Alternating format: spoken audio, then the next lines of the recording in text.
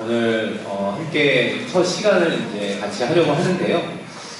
성경 이야기라고 하는 큰 주제가 아브라함부터 요한계시록에 있는 내용까지 전체적으로 다루려고 합니다. 1년 동안 함께 하는 그 방향을 이렇게 이야기할 수 있을 텐데요.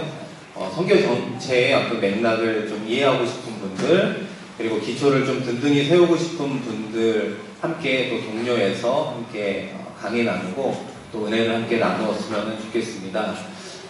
주일에 한 번 강의를 하기 때문에 사실 66권 성경 전체를 다 다루기는 좀 어렵거든요. 그래서 하나의 관점을 가지고 나아가는데 그것이 바로 예수 그리스도의 구속사적인 관점으로 창세기로부터 요한계시록까지 함께 나누었으면 좋겠습니다. 그래서 예를 들면 시편이 150편까지 있잖아요. 주옥 같은 하나님의 귀한 말씀들이 있지만 이번에는 이제 시편은 이제 다루지 않고 뭐 이런 식으로 66권 중에 한 90% 이상은 함께 나누면서 하나님의 은혜가 곳곳에 숨겨져 있는 부분들을 함께 나누었으면 좋겠습니다. 앞서 광고해 주신 것처럼 주일에 강의는 1시간 정도 하고요. 그 다음에 주중 통독이라고 하는 것이 어떤 의미가 있냐면 강의에서 예를 들면 오늘 창세기 1, 2, 3장을 다룰 텐데 거기서 받은 키워드가 있습니다. 그 은혜의 어떤 부분들이 있지 않습니까? 그걸 가지고 주중에 창세기 1장부터 25장까지 쭉 읽어나가시면서 한 번 더 받은 은혜를 여러분의 것으로 만들어가는 과정입니다. 그래서 주중 통독은 뭐 필수적인 숙제는 아니고요. 선택사항이기 때문에 그것 때문에 부담이 돼서 그 다음 주에 강의 나오시는데 부담감이 없었으면 좋겠고요. 단지 여러분이 좀 더 풍성한 삶을 사는 데 도움이 될 때 아마 통독을 할 때 그 은혜를 누리게 될 거라고 생각합니다. 그거 하나를 좀 이해해 주시면 좋겠고요. 하나 더 말씀을 드리면 저희 성공사공반의 특징 중에 하나가 강의가 있고 그 다음에 소그룹이 나눔이 있습니다. 소그룹이 4가지로 나눠져 있는데요. 첫 번째는 여성 소그룹입니다. 기혼하신, 그러니까 결혼하신 분이던 결혼하지 않으신 분들 중에 여성 소그룹의 그룹이 있고요. 그 다음에 남성 기혼자 그룹이 2개의 그룹이 있습니다. 그래서 42살 이하, 42살 이상 이렇게 나누어서 해당되는 연령분들도 함께 토의해 주시면 좋겠고 마지막 소그룹이 싱글입니다. 결혼하지 않은 분들 중에 함께 나누고 싶은 청년분들 함께 나눌 수 있는 소그룹이 또 준비되어 있으니까요. 강의 끝나시고 돌아가지 마시고 또 함께 맞는 그룹에서 함께 소그룹으로 함께 나누어 주었으면 좋겠습니다. 일단 여기까지 광고하고 오늘부터 창세기 첫 번째 강의를 시작하도록 하겠습니다. 대부분 우리가 숲과 나무라고 하는 표현을 잘 알 겁니다. 그러니까 숲이라고 하는 건 당연히 이제 전체적인 의미를 뜻하는 것이고 이제 나무라고 하는 건 그 숲에 어떤 나무들로 구성되어 있는가 좀 더 작은 관점을 가지고 나아가는 이 숲과 나무의 관점을 가지고 함께 성경의 맥락들을 한번 다루어 보도록 하겠습니다. 여러분 창세기는 크게 4가지 사건과 4가지 인물로 나눌 수 있습니다. 여러분 4가지 사건이라고 하는 건 무엇이냐면 그 1-1번에 보시면 창조의 사건이 있고 두 번째는 무슨 사건이 있습니까? 타락의 사건이 있고 세 번째가 가로가 되어 있잖아요. 누구의 홍수 사건입니까? 그렇죠. 노아의 홍수 사건. 마지막 사건이 무엇이죠? 바벨탑의 사건으로 이 4가지 사건이 창세기 1장부터 11장까지 다루고 있는 중요한 사건입니다. 그러면 12장부터 50장에는 4명의 중요한 인물로 구성이 되어 있습니다. 여러분 그 첫 번째가 누구일까요? 아브라함. 네, 잘 아시네요. 그럼 아브라함의 아들 누구죠? 이삭. 그리고 이삭의 아들 누구입니까? 야곱. 그 다음에 야곱의 아들 요셉. 이렇게 4명의 중요한 인물로 구성되어진 4가지 사건과 4명의 인물로 구성되어진 것이 바로 창세기다. 이렇게 이야기할 수 있습니다. 여러분 우리가 나눠드린 전단지 그 커리큘럼을 보시면 우리가 이번 주와 다음 주에 다루고자 하는 내용은 창세기 1장부터 11장까지의 말씀입니다. 그러니까 창세기를 50장으로 보았을 때 퍼센테이지로 얘기하면 22%에 해당되는 1장부터 11장을 오늘과 다음 주에 집중적으로 하는 거고요. 사실 12장부터 50장까지의 이 4명의 인물을 다루지는 않습니다. 여러분, 그 이유 중에 하나가 무엇이냐면 지난 주일도 담임 목사님과 함께 우리 특별 새벽 기도를 했습니다만은 어떤 성경 인물을 가지고 설교를 들었습니까? 요셉이었거든요. 요셉. 그러니까 아브라함, 이삭, 야곱. 요셉은 우리가 말씀을 통해서 혹은 성경 공부를 통해서 쉽게 접할 수 있는 인물이고 너무나 잘 알고 있습니다. 그런데 상대적으로 창세기 1장부터 11장은 생각보다는 적게 설교 말씀을 통해 성경 공부를 통해 다루고 있기 때문에 이 부분을 통해서 하나님의 구속사적인 은혜를 찾는 것이 중요하다라는 생각을 하게 되고요. 두 번째는 또 어떤 의미에 있어서 중요하냐면 여러분 창세기 1장, 2장 이 말씀은 결국 무엇을 이야기하냐면 하나님의 창조론 그리고 2장에 대해서 나오는 인간에 대한 인간론 그 다음에 3장에 나오는 마귀론 그리고 노아의 홍수 사건과 바벨탑 사건을 통해서 나타나는 하나님의 심판, 구원, 종말 이 모든 기독교의 중요한 교리가 담겨져 있는 말씀이 창세기 1장부터 11장에 해당이 됩니다. 그래서 이번 주와 다음 주에는 창세기 1장과 11장 이 부분을 생명과 저주라는 키워드로 오늘 그 다음 주에는 이제 구원과 심판이라는 키워드를 가지고 다음 주일에 한번 나누도록 하겠습니다. 자, 그러면 이제 나무로 본 창세기 1장에서 3장으로 넘어가 보시면 1-1번에 하나님 이해하기가 있습니다. 창세기 1장 1절 말씀이 있는데 같이 한번 읽어보겠습니다. 시작. 태초에 하나님이 천지를 창조하시니라. 여러분, 태초에 하나님이 천지를 창조하시니라. 여러분 믿습니까? 예, 아멘으로 우리가 대답하지 않습니까? 그런데 이 하나님 옆에 어떤 히브리어가 쓰여져 있죠? 엘로힘이라는 뜻입니다. 구약 성경을 앞으로 읽을 때 하나님으로 번역된 한글 성경은 엘로힘이라고 하는 하나님의 단어를 번역했구나 이것을 알 수 있습니다. 여기서 말하는 엘로힘으로서의 하나님은 초월자 되시는 하나님, 능력의 하나님. 다시 한번 얘기해보면 하나님은 조물주요 우리는 피조물이라 라고 말할 때 우리와 초월에 계시는 능력의 하나님을 뜻할 때 엘로힘 하나님이라고 이야기를 합니다. 창세기 2장에는 어떤 하나님이 나오냐면요. 여러분 2장 7절입니다. 같이 한번 읽겠습니다. 여호와 하나님이 땅의 흙으로 사람을 지으시고 여호와 하나님 옆에 가로로 히브리어로 어떻게 되어 있습니까? 야훼 엘로힘이라고 되어 있습니다. 특별히 창세기 2장에서 여호와 그리고 하나님을 결합해서 한 번에 연이어 사용한 이 표현은 창세기 2장 3장에만 거의 90% 이상이 나오는 특수한 표현이라고 말할 수 있습니다. 아니 엘로힘은 우리가 충분히 이해가 되는데 어떻게 야훼 엘로힘이라고 하는 하나님이 창세기 2장과 3장에서 기록이 되어 있느냐?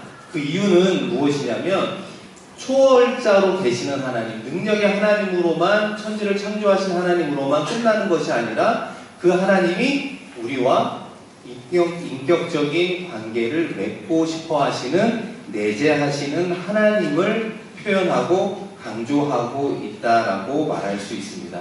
다시 말하면 태초에 하나님이 천지를 창조하셨다. 이것으로 끝난다면 그 하나님과 나하고는 관련이 없잖아요. 관련을 맺고 싶어하는 하나님이다라는 뜻이 여호와 하나님, 야훼 엘로힘이라고 하는 그 표현으로 하나님께서 우리에게 다가오시고 손 내밀어 주시고 붙잡아 주시고 구원의 손길을 내밀어 주시는 그 하나님의 모습을 우리가 잘 알 수 있습니다. 창세기 1장과 2장에 드러난 하나님의 하나님 대신 하나님의 신성에 대한 다른 이해가 우리에게 필요하다라고 생각합니다. 여러분 질문 1번 아마 찾을 수 있는데요. 질문의 1번을 한번 같이 읽어보겠습니다. 하나님의 창조된 존재인가 혹 진화된 존재인가? 이게 일종의 창조론과 진화론 이런 어떤 느낌으로 우리가 생각할 수 있는데요.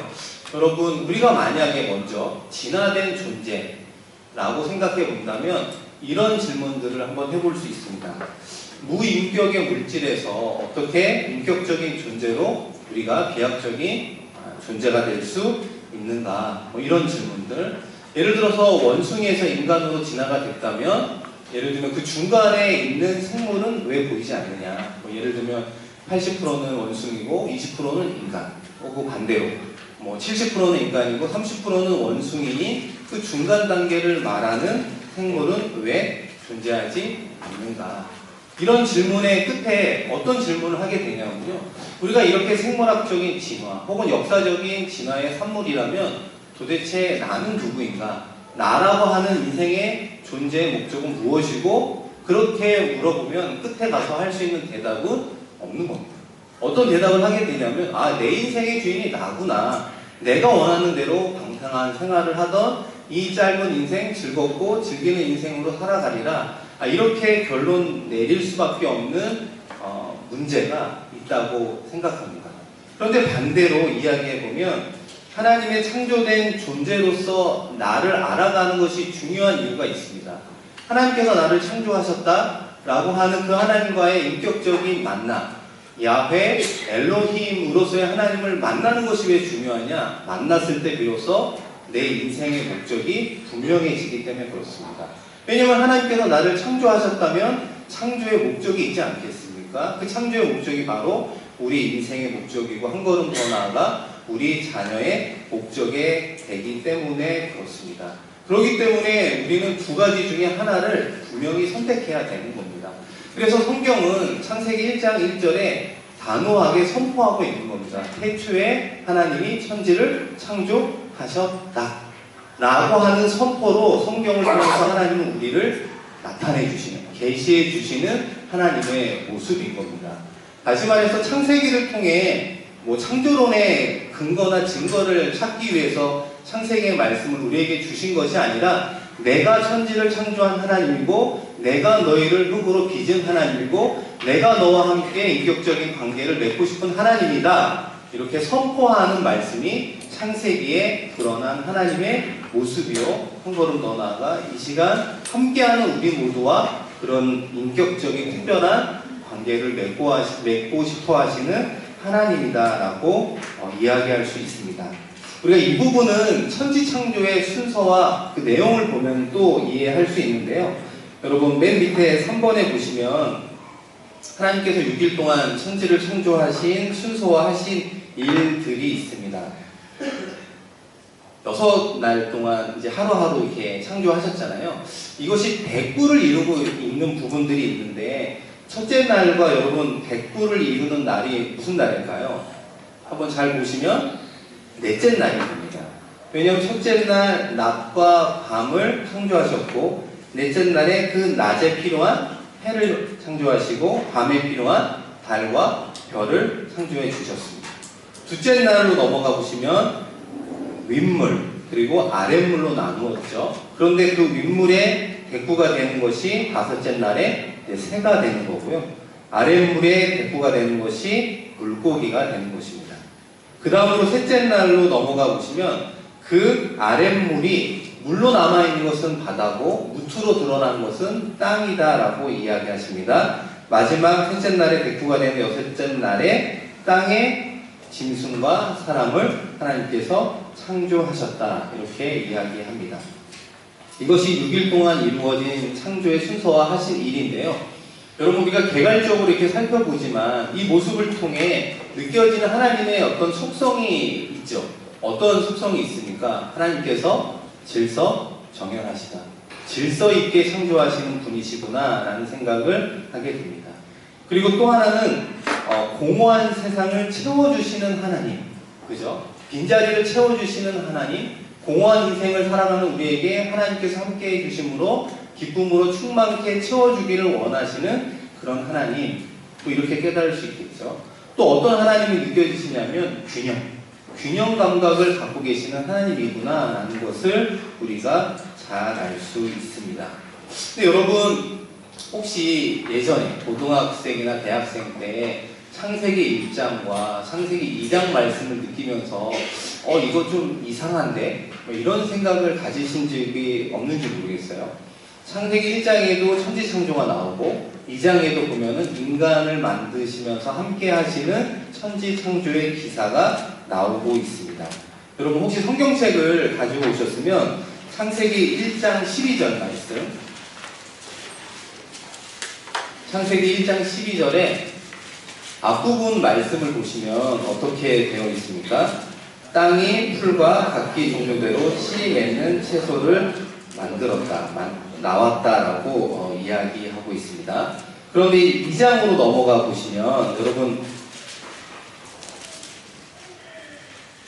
2장 말씀에 보시면 제가 그 몇 절인지 정확히 모르겠는데요. 그 중간에 제가 말씀을 읽어드리겠습니다. 땅을 갈 사람도 없었으므로 들에는 초목이 아직 없었고 밭에는 채소가 나지 아니하였다라고 이야기합니다.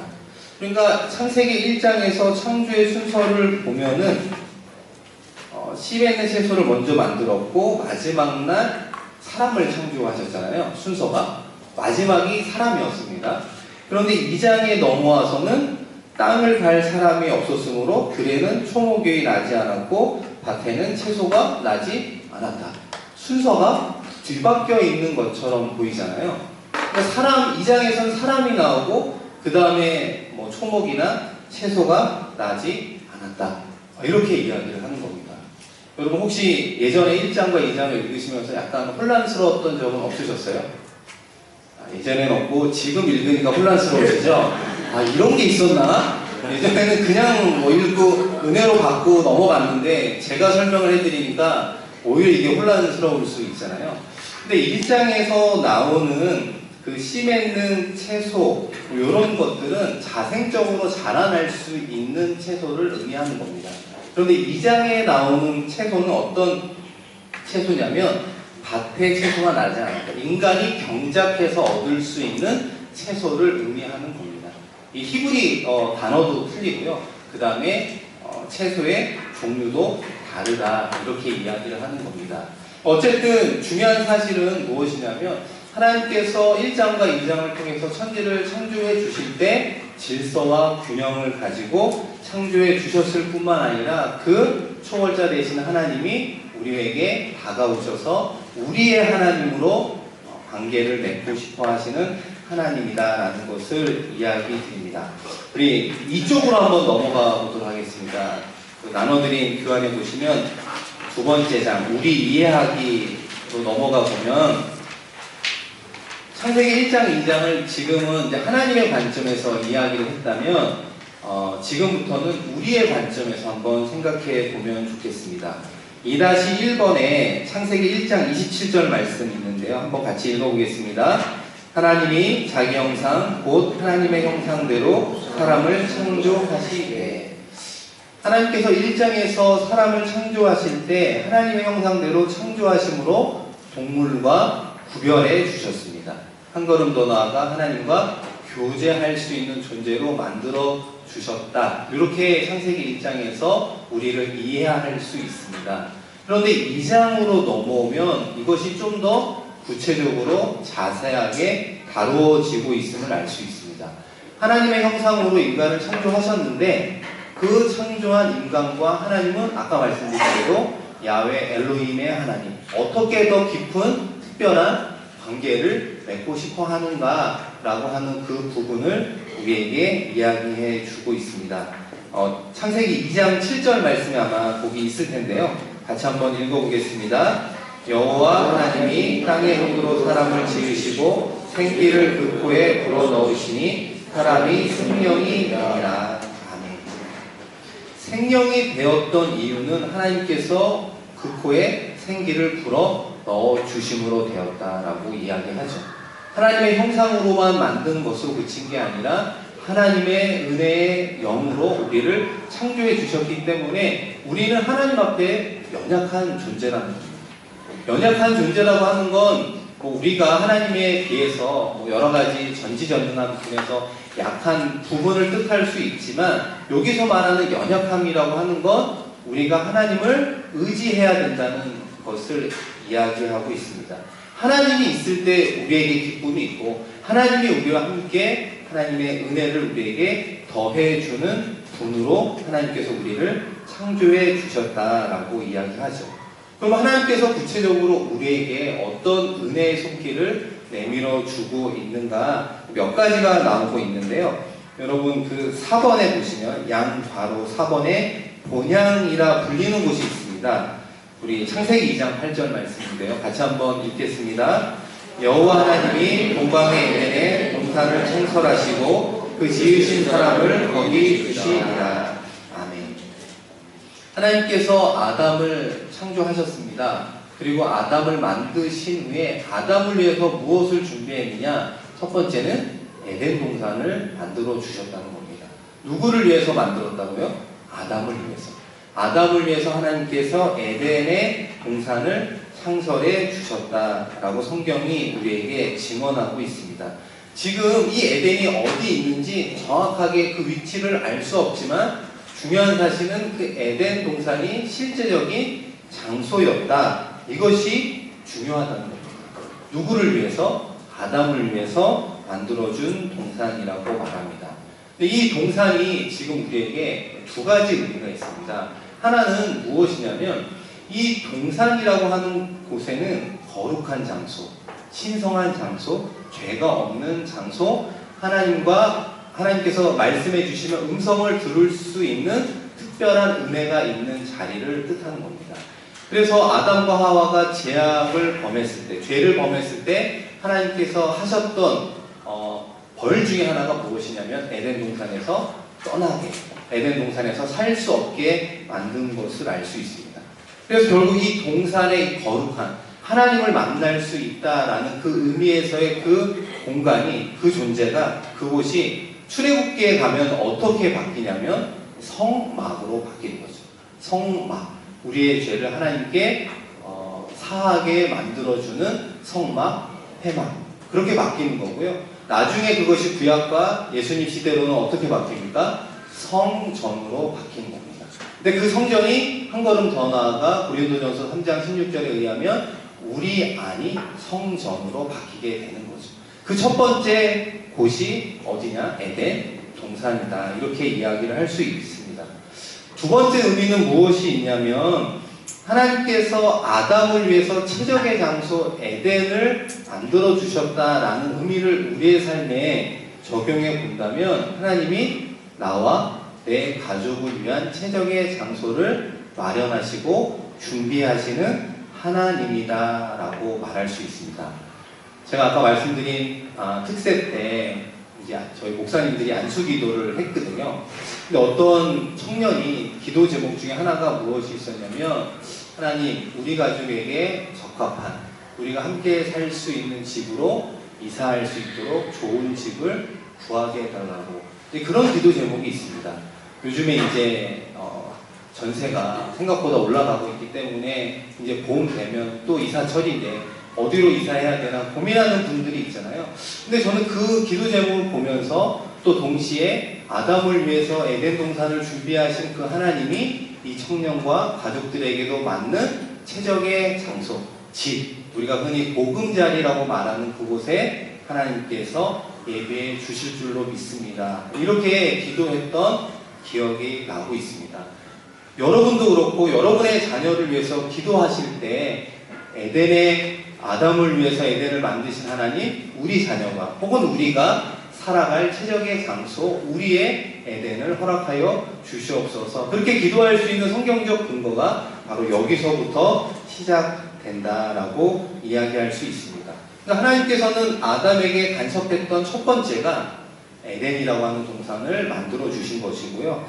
두 번째 5번에 보시면 해야 할 일이라는 소제목이 있는데요. 우리 창세기 2장 19절 말씀을 한번 같이 읽겠습니다.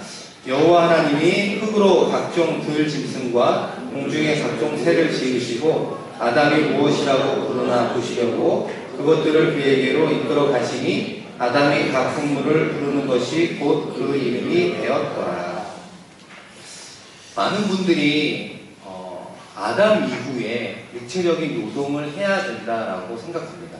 땅이 저주를 받아서 그 다음부터 남자가 혹은 가장이 땀 흘려 일해야 되는구나. 그래서 노동은 하나님께서 보시기에 신성한 것이 아니다. 이렇게 생각하는 분들이 있는데요. 타락하기 전에 하나님께서 아담에게 주신 일이 있었다는 겁니다. 육체적인 노동이 있었다고 이야기하죠. 그렇기 때문에 노동은 하나님께서 우리에게 주신 거룩하고 신성하고 아주 중요한 것입니다. 그렇기 때문에 하나님 앞에서 게으른 것, 나태한 것이 오히려 죄가 되는 이유가 바로 여기에 있는 것입니다. 중요한 사실은 하나님께서 아담에게 필요한 동사를 만들어 주시는 것처럼 우리 한 사람 한 사람에게 맞는 일을 만들어 주시고 인도해 주시는 하나님이라고 이야기할 수 있습니다. 마지막으로 하나님께서 어떻게 아담에게 간섭해 주셨느냐, 그것은 우리 2장 18절 말씀, 천국의 결혼식 밑에 있는 말씀인데요. 같이 한번 읽어보겠습니다. 여호와 하나님이 이르시되 사람이 혼자 사는 것이 좋지 아니하니 내가 그를 위하여 돕는 배필을 지으리라 하시니라. 하나님께서 아담을 위해서 마지막으로 준비한 게 누구입니까? 돕는 배필 하와를 준비해 주셨다. 이렇게 성경은 우리에게 이야기하고 있습니다. 그래서 2장 22절에 보면 여호와 하나님이 아담에게서 취하신 그 갈빗대로 여자를 만들어 주시고 그 하와를 아담에게 데려오셨다. 이렇게 이야기하죠. 아마 여기에는 뭐 결혼하신 분들도 꽤 있을 수 있고요. 아마 결혼의 대상자를 위해서 놓고 기도하는 분들도 있을 것입니다. 중요한 건 하나님이 내 배필을 준비해 주셨다, 준비하지 않으셨다? 준비해 주셨다 라고 성경은 이야기할 뿐만 아니라 저도 이 말씀에 근거해서 결혼을 한 것 같습니다. 제가 첫 번째 강의 때 저희 집사람을 만난 이야기를 하기가 조금 쑥스러운데요. 저와 저희 집사람은 고등학교도 같은 고등학교를 나왔고 제가 뭐 1년 선배였고 교회도 같은 교회를 다녔습니다. 청년 회장과 부회장 할 때 흔히 말해서 눈이 맞은 그런 시작이 됐었죠. 그래서 교회에서 청년 회장, 부회장 하시는 분들은 앞으로 결혼할 가능성이 제가 보기에는 많이 있는 것 같습니다. 근데 뭐 제가 청년 회장, 부회장을 했기 때문에 이 말씀을 이야기하는 것은 아니고 저희 집사람이 이제 결혼을 놓고 이제 기도를 하려고 했대요. 근데 기도를 하려고 했는데 도대체 어떻게 기도를 해야 될까 고민을 하고 있을 때 그 청년부에 신앙생활을 아주 잘하는 이제 언니가 한 명 있었대요. 이제 곧 결혼을 앞둔 언니가 본인에게 물어보니까 언니는 어떻게 결혼을 위해서 기도하냐고 이렇게 물어보니까 자기는 딱 두 가지를 놓고 기도한다는 겁니다. 하나는 하나님을 사랑하고 나를 사랑하는 사람을 만나게 해달라고. 아직 세상 물정을 잘 몰라서 결혼 직전이라 아마 그렇게 기도를 하신 것 같아요. 그런 기도를 한다고 하니까 역시 세상 물정을 몰랐던 우리 와이프, 지금의 와이프도 너무 멋지다는 거예요. 나도 저런 멋진 기도를 하면 좋겠다. 그 이야기를 듣고 그날 밤에 그렇게 기도를 했다는 겁니다. 하나님, 제가 하나님을 사랑하고 나를 정말 사랑해 줄 수 있는 사람을 만나게 해달라고. 그렇게 간절히 기도한 그 다음날 제가 교제하자고 일종의 프로포즈를 하게 된 거예요. 그러니까 집사람이 깜짝 놀란 거죠. 일단 제가 그때 청년부 회장이었지만 동시에 또 신대원을 준비하는 입장이니까 하나님을 사랑하는 사람에 좀 가까운 사람이잖아요. 그리고 동시에 또 집사람의 호감이 있으니까 또 교제하자 이렇게 이야기하지 않았겠습니까? 저희 집사람이 지금 두고두고 후회하고 있습니다. 여기다가 플러스 하나를 더 기도 제목으로 내놓을 걸. 예를 들면 물질도 하는 사람. 이렇게 했으면 좋았을 텐데 농담으로 하는 이야기입니다만은 중요한 사실은 하나님께서 우리를 창조하셨다. 우리 인생 가운데 인생의 목적을 주셨다. 아담을 위해서 에덴 동산을 만들어 주신 하나님. 또 에덴 동산에 살 뿐만 아니라 일할 수 있는 잡을 주시는 하나님. 그리고 평생 반려자로 살 수 있는 사람까지 하나님께서 간섭해서 좋은 의미의 간섭의 어떻게 보면 은혜를 통해서 하나부터 열까지 우리는 맞추기 어려운 퍼즐들을 하나님께서는 맞추어 주고 싶어 하시는 그분이 바로 창세기 2장에 나타난 하나님이고 그런 하나님과 함께 동행하는 인생이 복된 인생이다. 이것을 창세기 2장은 우리에게 이야기해 주고 있습니다. 여러분 창세기 1장과 2장을 마무리하면서 3쪽 맨 위에 보시면 하나님께서 천지를 창조하시면서 7번에 걸쳐서 무엇이라고 이야기했냐면요. 보시기에 좋았더라. 보시기에 좋았더라 라고 이야기하시죠. 하나님께서 세상을 창조하셨을 때 참 아름답구나, 좋구나